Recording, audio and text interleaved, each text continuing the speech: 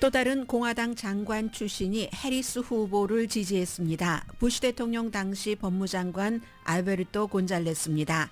백악관 자문이기도 했던 곤잘레스 장관은 트럼프 후보는 권력에 취해 개인적인 이익을 위해 권력 남용을 할 캐릭터라고 경고했습니다. 공화당은 지금 트럼프 후보가 토론에서 완패한 것에 낙담하고 데미지 컨트롤 중입니다. 일부는 사회자가 편파적이었다는 등의 핑계거리를 찾지만 공화당 상원 의원들은 트럼프의 부정선거 주장과 IT 이민자들이 개와 고양이를 먹는다는 주장과 거리두기를 합니다. 막상 토론에서 패배한 트럼프 후보는 태도 변화가 없습니다. 역사상 가장 잘한 토론이라면서 오늘 아침에는 트럼프가 졌다고 방송한 팍스뉴스 앵커도 비난합니다. 트럼프 후보가 토론에서 주장한 IT 이민자가 이웃의 개와 고양이를 잡아먹는다는 루머에는 사연이 있습니다. IT 이민자가 낸 교통사고로 숨진 어린이가 생긴 뒤에 생긴 루머인데 숨진 아이의 아버지는 아들을 정치에 이용하지 말라고 호소했고 공화당은 멈출 뜻이 없다고 밝혔습니다. 아버지는 내 아이가 백인에 의해 교통사고를 당했으면 이런 일은 없을 것이라면서 분노합니다. 이민자의 애완동물 잡아먹기 루머의 근원지인 오하이오주 스프링필드. 이 스프링필드가 IT 이민자를 받아들일 수밖에 없는 이유는 백인들이 하지 않는 일자리를 메우기 위해서고 주지사가 결국 루머가 생긴 원인에 대한 일종의 대책을 내놨습니다. 오하이오주 주지사는 트럼프 전 대통령과 친한 공화당입니다. 오늘 미국 주요 신문 1면에는 전날 밤 격렬한 토론을 한 민주공화 대선 후보와 바이든 대통령이 9.11 테러 사건 현장을 함께 방문해서 국가적인 단결을 보여준 사진이 실렸습니다. 바이든 대통령은 또 트럼프 지지자가 트럼프 모자를 써달라는 요청에 마가 모자를 썼습니다. 인플레이션 상승폭을 줄어들었다는 뉴스에 이어서 가솔린 값도 지난해 같은 기간에 비해서 지금 12%가 싸졌습니다. 바이든 행정부의 직접적인 정책에 의해서 생긴 일은 아니지만 해리스 후보에게는 좋은 일입니다. 테일러 스위프트가 2024년 대선에 미칠 영향력이 주목됩니다. 해리스 후보를 지지한다는 인스타그램에 링크한 유권자 등록 사이트에 5시간 동안의 방문객이 한 달 방문객의 10배가 됐습니다. 미국 의사당은 오늘 애완동물의 날입니다. 여러분 안녕하십니까? 오늘의 미국 강예신입니다. 글쎄요, 그 대선 후보 토론을 보신 분들이라면 해리스 후보가 이긴 건 분명하고, 물론 트럼프 후보는 본인이 역사상 가장 잘했다, 크게 이겼다라고 주장을 하지만 공화당 정치인들은 거의 만장일치로 트럼프의 완패에 동의를 합니다. 로버트 케네디 주니어, 트럼프와 최근에 이제 같이 일을 하기로 한 이 전 후보죠. 인정을 하고 있는데 크리스 크리스티 트럼프 후보에 당선되고 나서 인수위원장을 맡았습니다. 뉴저지 전 주지사였던 해리스가 덫을 놓고 트럼프는 자신이 토론에서 해야지 되는 말을 하지 못하고 모든 구멍 속에서 토끼를 쫓아다녔다. 덫에 이제 완전히 걸려버렸다는 얘기고요. 박스의 분석가 브리톰 실수하지 말자. 이제 여기서 이렇게 저렇게 하고 하지 말고 트럼프가 나쁜 밤을 보낸 게 사실이다. 이제 지금 시간이 아직 남아있기 때문에 회복할 수도 있습니다. 이제 그런 얘기들을 하고 있고. 그런데 이제 이게 또 6,700만 명이나 되는 사람들이 봤고, 그럼 바이든이 사퇴하게 된 그 토론을 5,100만 명이 봤으니까 그때보다 30% 이상 많이 봤다는 얘기 아닌가요? 6,700만 명, 5,100만 명 정도니까요. 크리스 월러스라는 굉장히 이제 미국에서 보수나 진보 측에서 다 존중하는 저널리스트였죠. 팍스에 있다가 지금은 이제 CNN으로 갔지만 그날 밤 트럼프는 늙어 보였다. 늙어 보였다는 얘기가 여러 가지 의미가 되잖아요. 순발력이라든가 그 모든 것.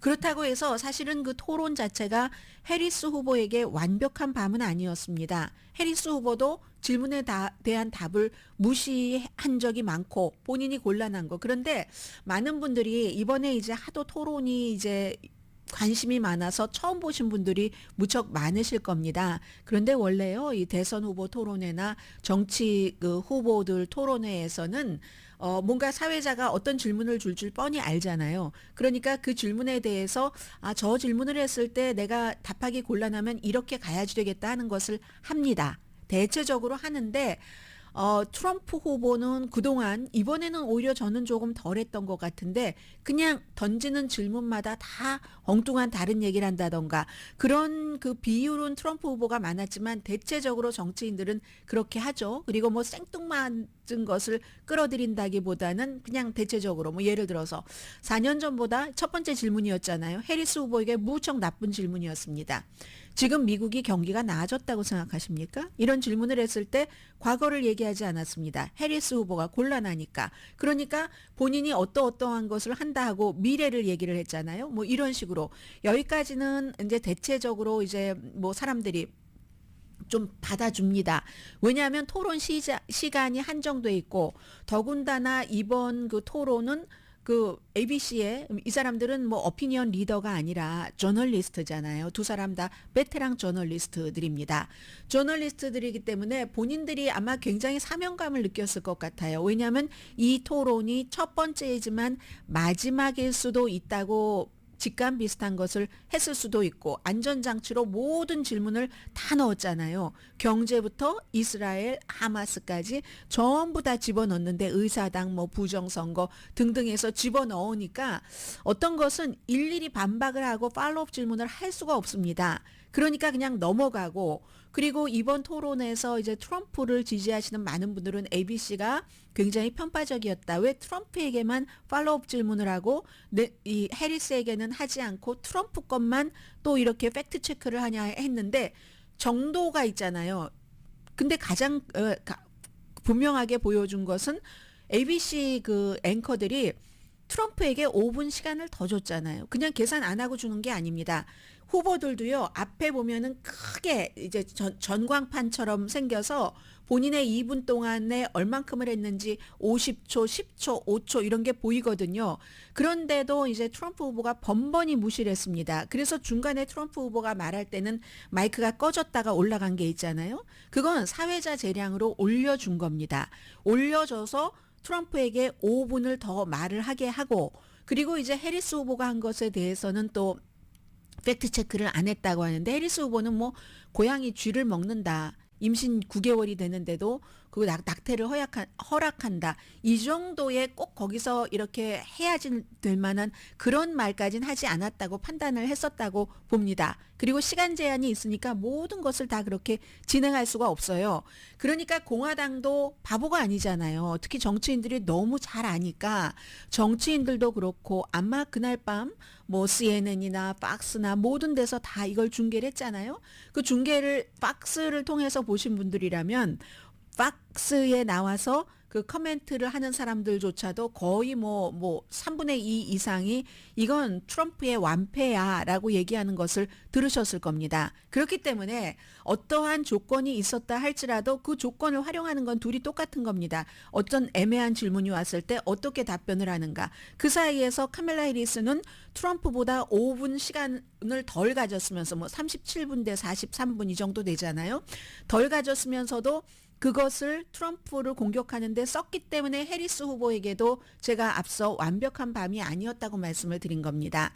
해리스 후보는 조금 더 많은 시간을 투자를 해서 본인에 대해서 알려야지만 무당파 모르는 사람들이 내가 해리스에게 투표를 해도 되겠어 하는 안심시킬 수 있는 시간을 그 트럼프 후보에게 많이 쓴 거죠. 뭐 37분 가운데 17분 정도를 트럼프를 공격했고 트럼프는 한 43분 가운데 12분을 해리스를 공격을 했으니까요. 해서 해리스 후보에게도 완벽하지 않은 밤이었습니다. 그러나 이제 트럼프에게 더 훨씬 나쁜 밤이었고 maybe 이제 그런 것들 때문에 크리스 월러스가 트럼프가 늙어 보였다라고 얘기하는지도 모르겠습니다. 저는 트럼프가 제일 잘한 순간은 맨 마지막 2분 스테이트먼트였다고 생각이 됩니다. 그것도 스테이트먼트를 동전 던지기를 해서 맨 마지막에 하는 게 좋잖아요. 왜냐하면 상대가 뭐라고 말하는지를 보고 열심히 준비를 했어도 그 준비한 내용에 뭔가를 첨가를 한다던가 바꿀 수도 있는 기회가 있으니까. 트럼프 후보의 마지막 스테이트먼트는 그거였습니다. 아니 그래서 3년 반 동안 뭘 했는데 뭘 해서 잘한 게 없잖아? 인플레이션은 어떻고 뭐 경제 뭐 국경 문제 뭘 했는데 또 대통령을 하겠다는 거야 이렇게 얘기했잖아요. 트럼프 후보는 사실 처음부터 그쪽으로 설정을 하고 가져갔어야지 된다고 생각을 하는데 그건 다 끝나버린 뒤잖아요. 끝나버린 뒤였기 때문에 그때야말로 그건 이제 준비한 스테이트먼트였겠죠. 냉정하게 그렇게 했고 해리스 후보도 완전하지 않았다 뭐 이런 것 그러나 잘 빠져나갔습니다. 왜 입장이 바뀌었냐 이런 거에 대해서도 나의 가치가 바뀐 게 아니다 뭐 이런 식으로 트럼프 후보가 말도 굉장히 많이 했어요. 원래 말을 카멜라 해리스가 좀 트럼프보다 느리게 하는 편입니다. 그래서 뭐 1분에 이 사람이 뭐 예를 들어 190개 정도 단어를 쓰면 카멜라 해리스는 한 160개 정도의 단어를 쓰고 그러면서도 트럼프를 덫을 놓고 미끼를 놓고 그 덫 속에 빠지게 하고 미끼에 걸려들게 하고 하니까 이게 이제 굉장히 트럼프가 약해 보인 것이었고 그렇습니다. 그리고 그런데 토론이 전부가 아니잖아요.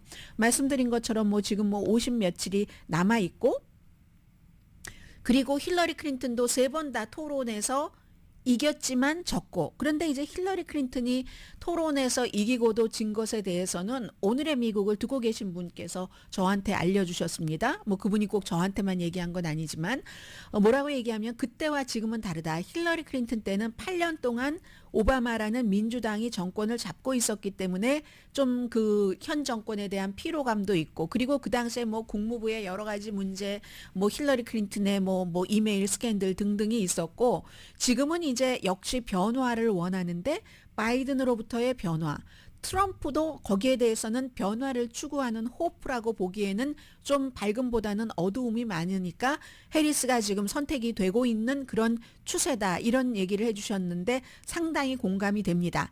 어쨌든 토론을 한번 했다고 이것으로 대통령이 결정되는 것은 아니지만 그렇지만 이제 추세 자체는 지금 증권시장에서나 아니면 뭔가 이게 배팅을 하는 사람들이나 이런 사람들을 보면은 이제 해리스 쪽으로 조금 더 가는 것은 사실이지만 트럼프가 아무리 그날 토론을 못했어도 트럼프 지지자층에서는 단 한 명도 빠져나가지 않을 겁니다.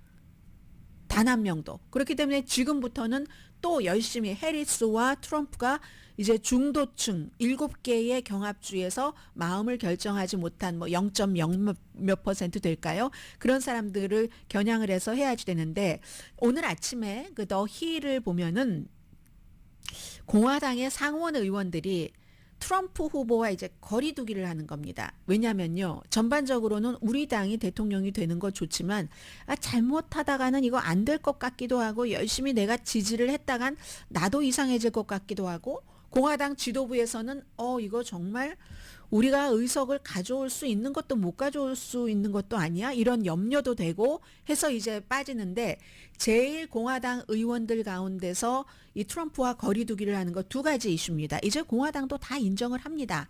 아주 그냥 그 못된 사이트 같은 것을 보고 거기에 길들여진 많은 분들이나 그걸 모르고 계시지 트럼프가 주장한 것 2가지를 특히 싫어하는데 뭐냐면 하나는 부정선거였다고 여전히 주장한다는 거. 그리고 의사당 폭동 사건에 대해서 이렇게 저렇게 이제 그 사회자가 물어보는데 후회하지 않는다는 거.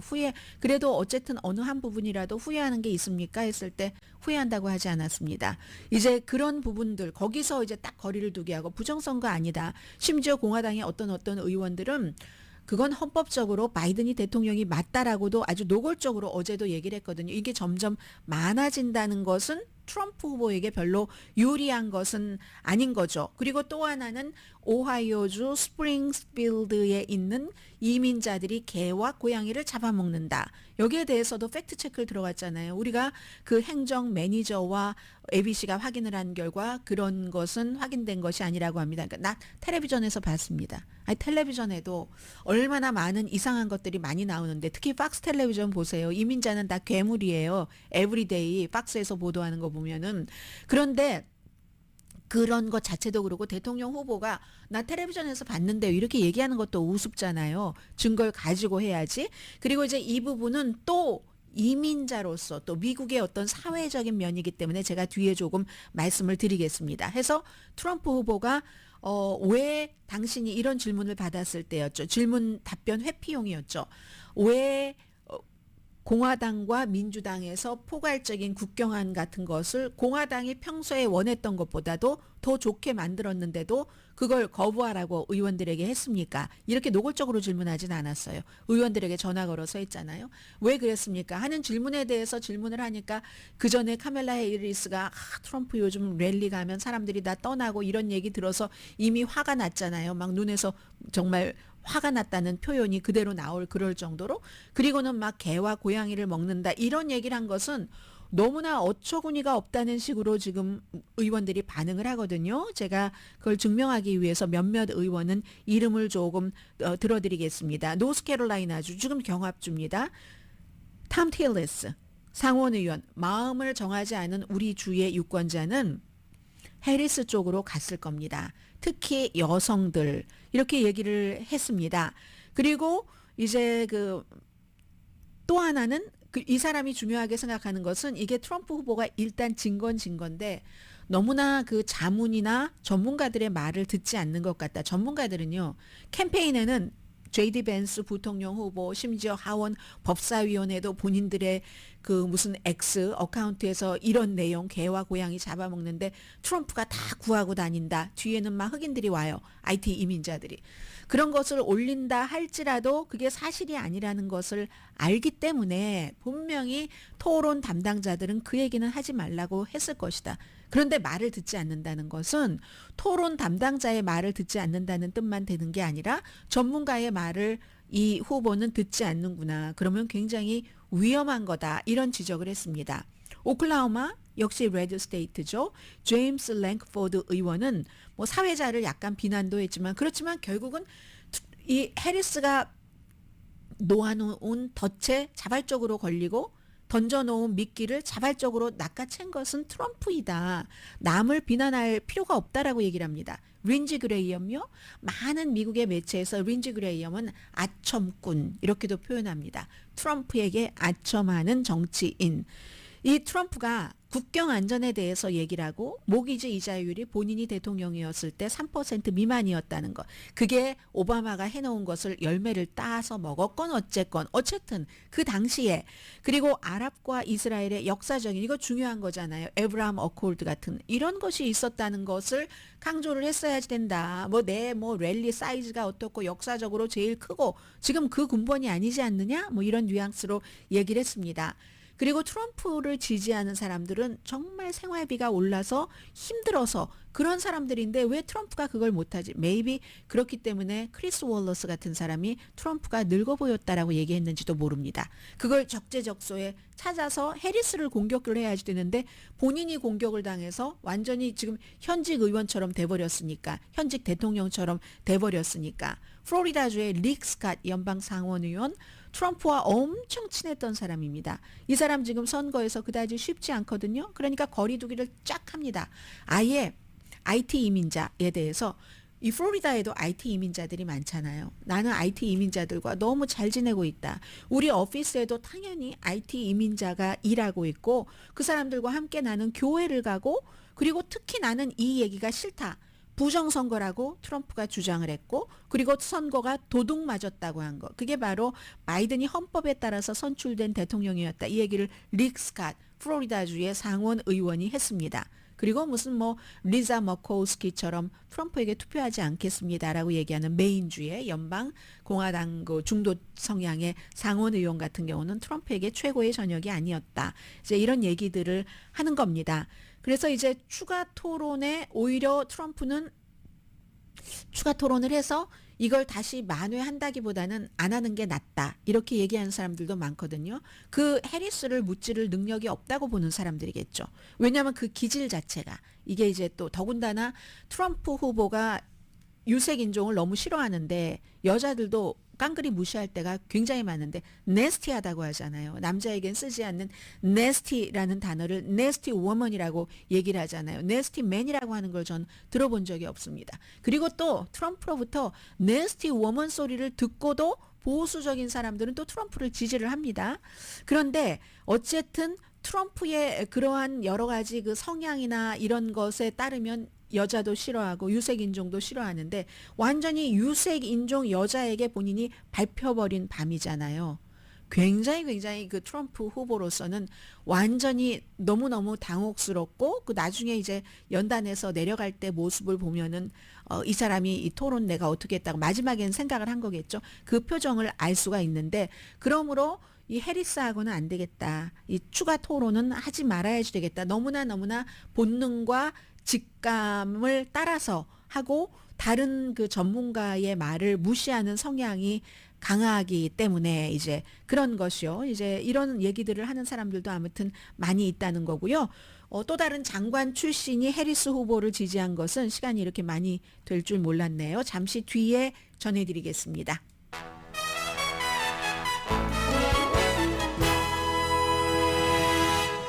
오늘의 미국은 전문가가 추천하는 이민법, 가정법 전문 제인정 종합법률사무소, 총 20억 달러 승소, 교통사고와 상해 전문, 브라이언 타필라와 CG 변호사그룹, 집융자 홈에퀴리 라인업 크레딧, 급한 하드머니도 정말 쉽게 잘하는 융자나라 공동후원입니다. 네, 잠시 뒤에 이제 여러 가지 내용을 전해드려야지 될 텐데요. 하나 제가 여기서 딱 마무리를 하고 갔으면 좋겠는 게 있는데 잠시 뒤에 뵙겠습니다. 라디오 서울 방송 오늘의 미국 듣고 계십니다.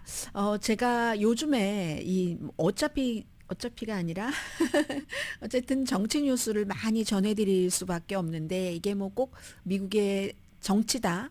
뭐 이것을 넘어서 사실은 그 우리가 살아가고 있는 사회이고 또 오늘의 미국을 미국에서 보고 듣고 계시는 분들도 많으시지만 한국을 포함한 세계 각 지역에서 전부 보고 듣고 계시는데 현대사잖아요. 이러한 역사가 없었고 물론 모든 역사는 새로 쓰여지는 역사이긴 하지만 그래서 그냥 역사책 읽으시듯이 그렇게 봐주셨으면 좋겠다는 생각을 좀 하고 있고요.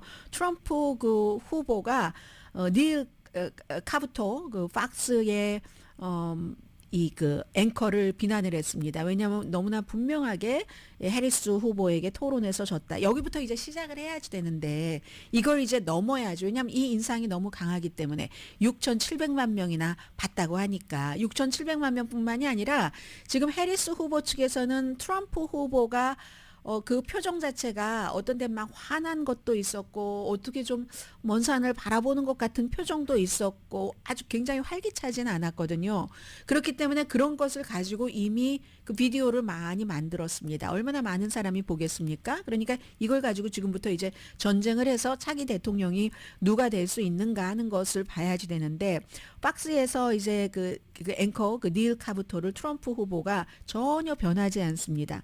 팍스의 가장 낮은 평가를 받는 그런 앵커인 닐 카부터 정말 텔레비전에서 최악의 앵커다 뭐 이런 얘기를 하면서 이제 그 본인이 큰 차이로 졌다 이건 분명하게 졌다 이렇게 얘기를 하니까 그런 말을 합니다. 그런데 이제 이게 져서 네가 못했어라고 얘기하는 게 아니거든요. 사실은 뭐 박스 뭐 이 정도 되면은 이 사람이 박스에서 뭐 완전히 셔네니티 색깔 이런 색깔은 아닌 사람이긴 하지만 경제에 대해서도 확실하게 그 좋게 그 사람들에게 알려서 보여주지는 못했다는 이런 얘기입니다. 말하자면 트럼프의 그 관세라는 것이 저는 여기까지는 말씀드렸지만 오늘은 이제 하나를 더 이제 붙이자면은 관세라는 게 뭐 다른 나라도 마찬가지지만 관세가 되고 나면은 물건값이 비싸지죠. 관세를 붙이면 그 관세를 트럼프는 지금도 그 나라에서 문다고 하지만 중국에서 물건을 60%를 문다고 생각해 보세요. 여러분과 제가 사는 물건들이 상당수가 중국 물건인데 그거 다 우리가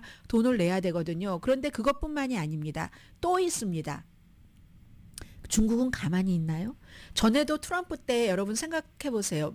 프랑스산 와인을 뭐 관세를 얼만큼 붙이고 영국산 물건을 이렇게 한다고 할 때 미국의 가장 가까운 동맹국인 영국과 프랑스에서도 역시 미국 물건에 대해서 관세를 붙였습니다. 그렇게 되는 경우는 미국 사람들이 또 이제 뭐 수입업자들이 또 저쪽에서 내야 되고 그럼 이쪽에서 역시 이중으로 마찬가지거든요. 당하기만 하진 않잖아요. 그게 이제 관세를 올린다는 것은 물건값을 올려서 미국에서 트럼프 대통령의 입장에서는 그럼 중국 물건도 60%나 올려서 비싸 놓으면 그럼 미국 물건을 사지 하는데 그럼 소비자들이 너무 힘들고 또 미국에서 중국으로 수출을 막 해왔던 그런 사람들은 중국에서도 똑같은 입장을 또 취하게 되고 이게 악순환이라는 거죠. 그래서 사실은 이 관세라는 것들이 없고 자유무역이 되면서 자유무역 자체도 마이너스 되는 것도 많지만 그래 너희가 잘하는 거 너희가 하고 너희가 잘하는 거 너희가 해서 더 싸게 노동력이 필요한 국가 인도, 중국, 무슨 뭐 방글라데시,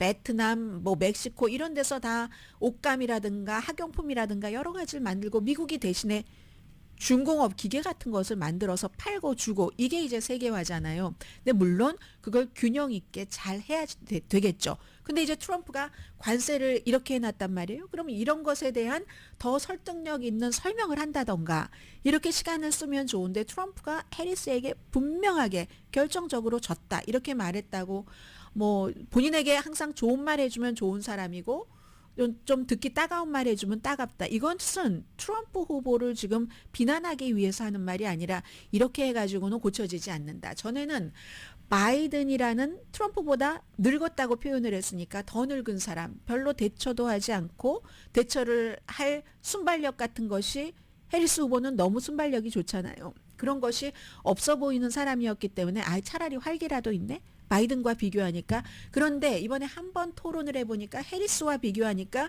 트럼프의 단점이 너무 드러나는 겁니다. 너무 유치하다. 토론할 때도 뭐 개 고양이 얘기를 하질 않느냐. 내 사이즈가 크다고 하질 않느냐. 이런 것을 볼 때 오히려 해리스가 훨씬 대통령을 해보지 않은 사람이지만 대통령스러웠다라고 평가를 하는 거잖아요. 그런 것들을 팍스라든가 공화당의 정치인들이 지금 걱정을 하고 있는데 제일 중요한 건 트럼프 후보가 받아들여야지 되잖아요. 전혀 받아들여지지 않고 있다. 그래서 이제 오늘 그 폴리티코를 보니까 그 알베르토 곤잘레스라는 부시 시절에 법무장관을 지냈던 사람입니다. 해리스 후보를 지지한다고 어피니언을 보냈는데 대통령의 캐릭터가 너무나 중요하기 때문에 그런데 트럼프 후보 법 기소됐고 유죄 판결 받았고 또 판단력도 자격 미달이다라고 얘기를 했거든요. 더군다나 연방 대법원이 대통령이 대통령이었었을 때 공적으로 한 일은 면책 특권이 있다고 해준 이 형편에 법치에 대해서 가장 그 중요한 위협적인 인물이 트럼프는 될 수 있는 사람이다. 행정부의 권력 남용을 견제할 그럴 능력이 없고 본인 스스로 자제를 해야 되니까 자제력이 없고 그럴 의지도 없다. 대통령이 성실하고 정직하고 또 국가 기관에 대해서 존중한다는 것이 스스로의 권력을 스스로 좀 남용하지 않도록 단속을 할 수 있는 그런 스스로 견제 수단이 되는데 트럼프 후보는 그게 전혀 없다는 겁니다. 그렇게 될 때 권력이 굉장히 대통령 권력만 강해지고 다른 것은 다 허물어진다는 모든 경우에 트럼프가 권력을 어떤 대통령의 그 권한이라든가 이런 것을 잘 운영할 가능성이 무척 낮아 보인다고 얘기를 합니다. 오히려 개인적인 정치적인 이익을 위해서 권력을 남용을 할 것이고 미국 국민을 위해서 일하지 않을 것이다. 1월 6일 의사당 폭동을 선동한 역할을 한 그런 대통령이 완전히 그게 이제 노골적인 권력 남용의 사례라고 전 법무장관, 공화당 법무장관이 얘기를 합니다. 그런데 여기다 연방 대법원이 면책 특권까지 딱 씌워줬으니까 그러니까 이걸 어떻게 할 수 있는가. 그 당시에 방위군 배치하는 것을 안 했고 그렇게 해야지 의사당과 미국의 민주주의라는 상징인과 생명도 보호를 하는데 아무것도 하지 않고 텔레비전만 보고 있었다. 왜냐하면 그게 본인의 이익에 어긋난다고 생각했기 때문에 여전히 그날을 뷰티풀 데이라고 표현을 하잖아요. 그리고 범죄를 저지른 혐의로 유죄 판결을 받은 사람들을 인질이다. 저 사람들 내가 선출되면 유죄 판결 받은 인질을 사면하겠다고 약속을 하는데 그 이유는 그 폭도들이 트럼프를 위해서 행동했기 때문이라는 겁니다. 전 공화당 법무장관이 개인적인 또는 재정적인 이유로 트럼프는 자신과 자신의 가족들을 도울 것이다. 뭐 엄청나게 많이 사위, 딸이 돈을 벌었잖아요. 아들은 안 벌었겠어요. 여러 가지 그 자료를 보면은. 그래서 더더군다나 이제 권위주의에 맞서서 싸우는 다른 민주주의 국가들 사이에서 미국의 평판은 형편없고 리더십에서 이제는 물러날 것이다. 첫 번째도 사람들이 눈치를 봤는데 두 번째는 분명하다. 그 첫 번째 동안의 여러 가지 그 상황을 보면은 그리고 그의 정책은 국가 그 빚을 늘릴 가능성이 크다. 저는 뭐 이 사람은 법무장관이니까 법에 대해서 얘기한 것만 말씀을 드리겠습니다. 법의 한계에서 대통령의 권력을 책임감 있게 행사할 수 있는 사람은 성실함이 필요하고 정직함, 그런 인격이, 기본 인격이 있어야지 되는데 트럼프는 그 같은 것을 갖췄다는 증거가 거의 없다고 했습니다. 거의 없다 하면서 이 수많은 그 범죄로 기소된 뭐 대통령이 되기 이전에도 여러 가지 법정에 너무 많이 드나들었잖아요. 본인이 아니라 변호사가 대신해서. 그런 것은 그래서 이제 이번에 여러 가지 형사 기소되고 한 것은 그의 인격에 대한 기소이기도 하다라고 얘기를 합니다. 물론 부통령이라는 직책이 대통령 아래에 있을 때 해리스 쪽으로 돌아가는 거예요. 여러 가지를 지휘할 그럴 기회를 주지는 않았지만, 그렇지만 이렇게 해리스를 쳐다보니까 공화당인 전 법무장관으로서 또 백악관의 법률 자문이었어요. 이 알베르토 곤잘레스가 가장 적합하고 능력이 있고, 뭐 지금 두 사람밖에 없으니까 비교를 하자면 법치주의에 따라서 우리를 통합하는데 헌신할 사람이다. 뭐 검사 출신이기도 하고요. 어떤 사람은 카멜라 해리스 후보를 너무 진보적이라고 하고 너무 쉽게 누군가에게 조종당할까봐 걱정할 수도 있지만, 그러나 이거는 걱정이고 트럼프는 전에 과거의 행동과 발언을 바탕으로 어떻게 행동하고 통치할지 미스테리어스하다던가 아니면 의심한다던가 어떨까 이런 게 전혀 없다라면서 알베르토 곤잘레스 전 아들 부시 시절의 법무장관이 해리스 후보를 공식 지지했습니다. 자, 이게 있고요. 그리고 오늘 모든 신문의 탑뉴스 여기까지만 조금 전해드리겠습니다. 저는 이 모든 신문의 일면의 탑뉴스보다도 그 탑뉴스와 연관된 뉴스가 굉장히 인터레스팅 했는데요. 우선 모든 신문 일면이 어제 오늘의 미국이 진행되는 이 시간에 전해드렸던 9.11 사태가 일어나고 23년이 지나서 정말 밤에 격렬하게 싸웠던 두 후보를 포함해서 그 과거의 시장들, 9.12 사태 당시 그 이후에 시장, 또 카멜라 해리스 후보, 트럼프 후보 만나서 악수도 잠깐 했고요. 이런 사진을 전부 싣고 있습니다. 뭐라고 얘기를 하겠어요? 워싱턴 포스트, 조 바이든 대통령과 카멜라 해리스 부통령이 도널드 트럼프, JD 벤스 대통령, 부통령 후보와 나란히 섰거든요. 그래서 이제 논쟁적인 캠페인을 하다가 그래도 단결함을 보여줬다. 제가 이제 이 내용 보면서 이태원 참사를 많이 생각을 했는데요.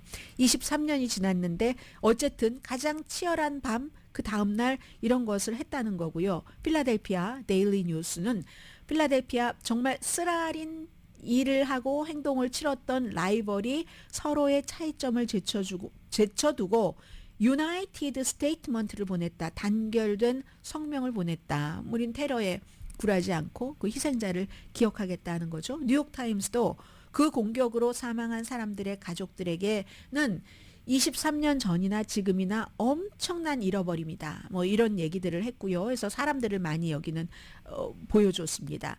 애틀란타 저널 컨스티튜션은 헤드라인에 가족 중에 한 사람이 한 말을 썼네요. We will never let anyone forget all those lost.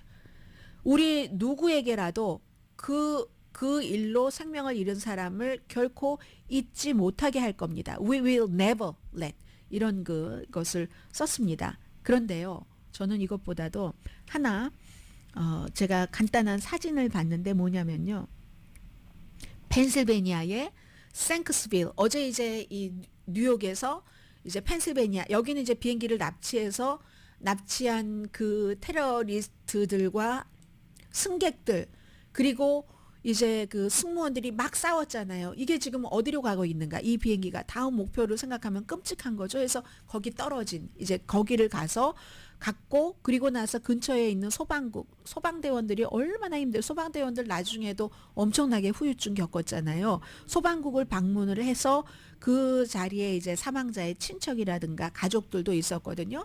보니까 대통령이랑 다 거기 뭐 해리스 뭐 후보랑 가서 피자도 있었고요. 뭐 맥주도 있었고 점심으로 이랬는데 기자들은 못 들어갔습니다. 그 안에 못 들어갔는데 누군가가 안에서 사진을 찍어서 올린 거예요. 올렸는데 그 X에 올렸는데 초당적인 것을 이제 바이든 대통령이 얘기를 했답니다. 이 뭐 이런 국가 위험 이런 것도 그렇고 우리는 뭐 다 같이 일을 해야지 된다. 이런 것을 말하는데 어떤 사람이 그러니까 그 초당적인 것을 말하니까 트럼프 지지자였답니다. 당신이 이 모자를 써야지 된다 하고 마가 모자를 바이든에게 건네준 거예요.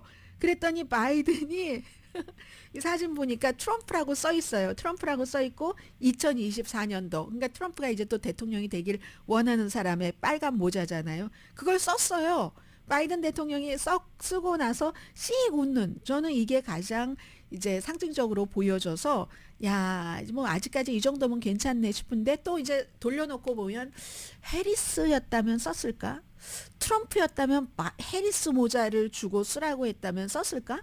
바이든 모자를 주고 쓰라고 했으면 썼을까? 이런 상상은 조금 해봤습니다. 이민자에게 아주 중요한 뉴스를 잠시 뒤에 전해드려야지 되겠네요.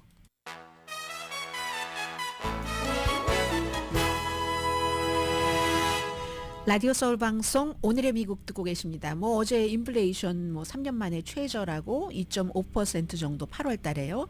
2021년 이후에 처음인 겁니다. 팬데믹 한창 때였잖아요. 그래서 뭐 이건 당연히 다음 주에 이제 연방준비제도가 금리 인하 뭐 시작한다 이런 내용이고 그리고 지금 이것과 함께 가솔린 값도 3년 사이에 지금 최저치랍니다. 이건 바이든 행정부가 어떤 일을 했는가 하고 상관이 없어요.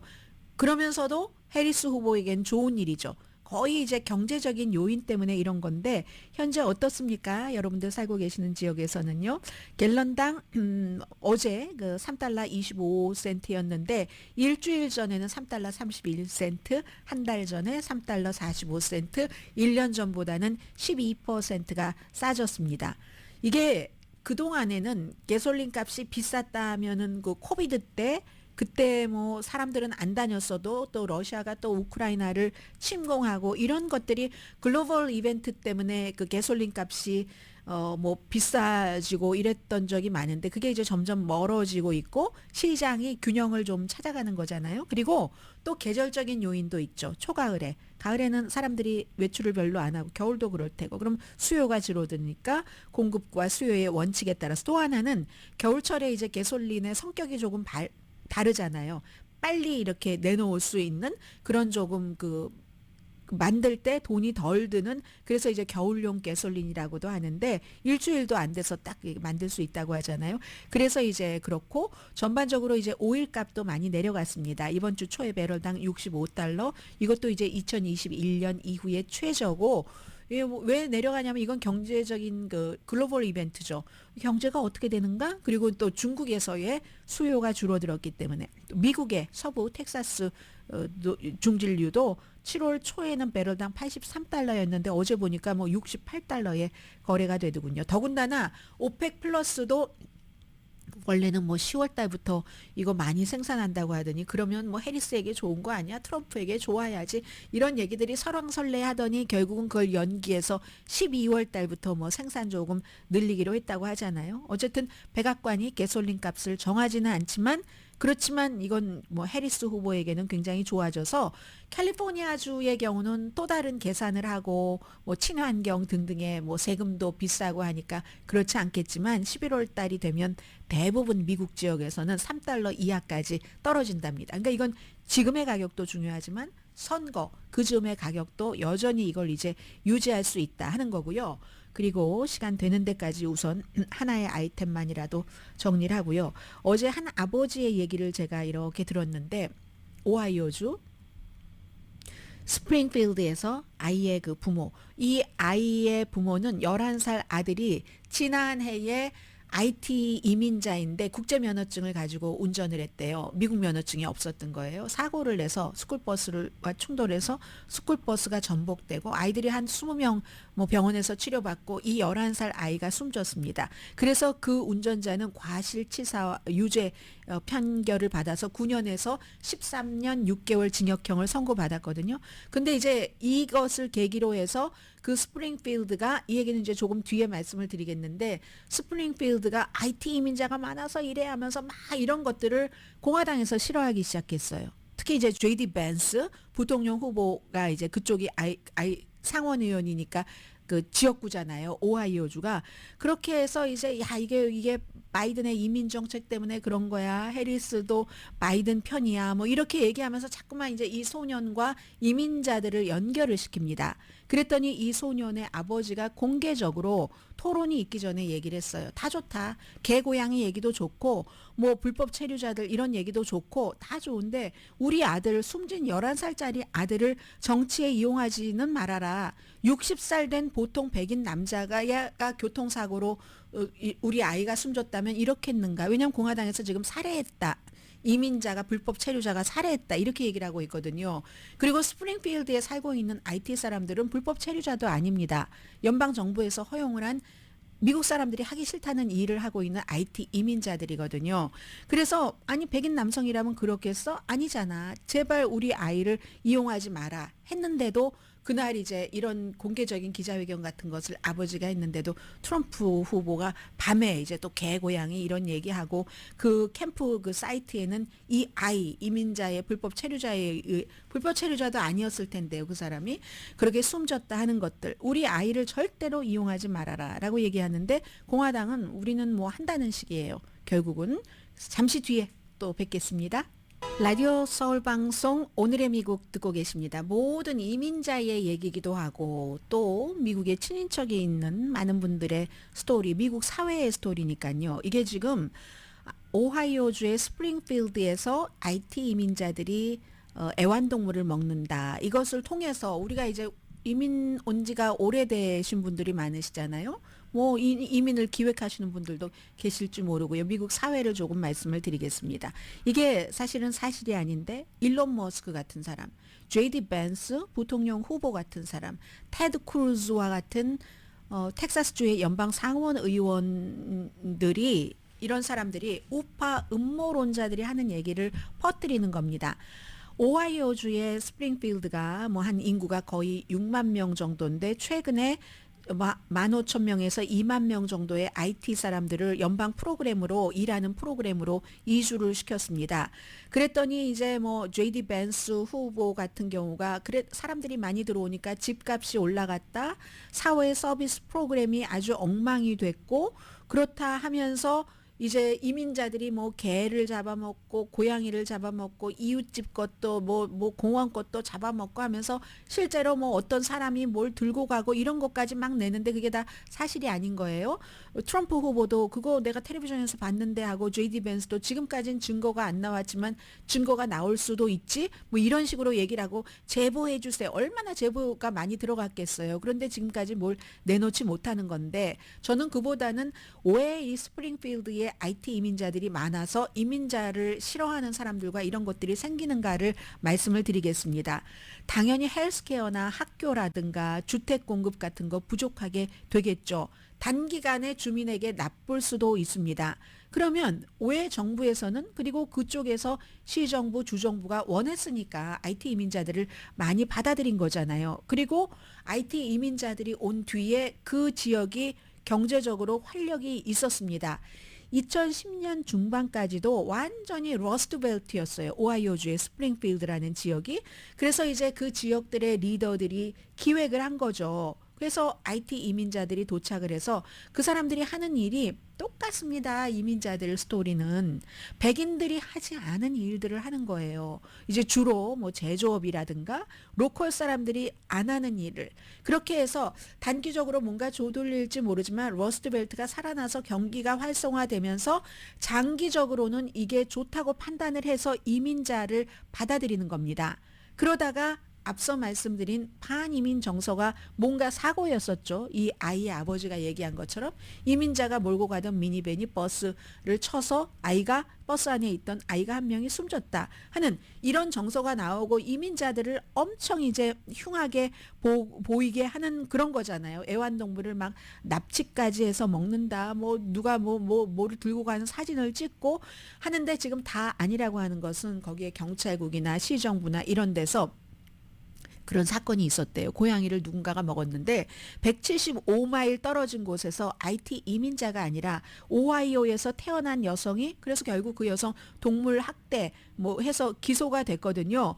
스프링필드 경찰도 이민자들이 이런 일이 없다 하는데도 공화당에서 이거 이용을 하는 겁니다. 반이민 정서로.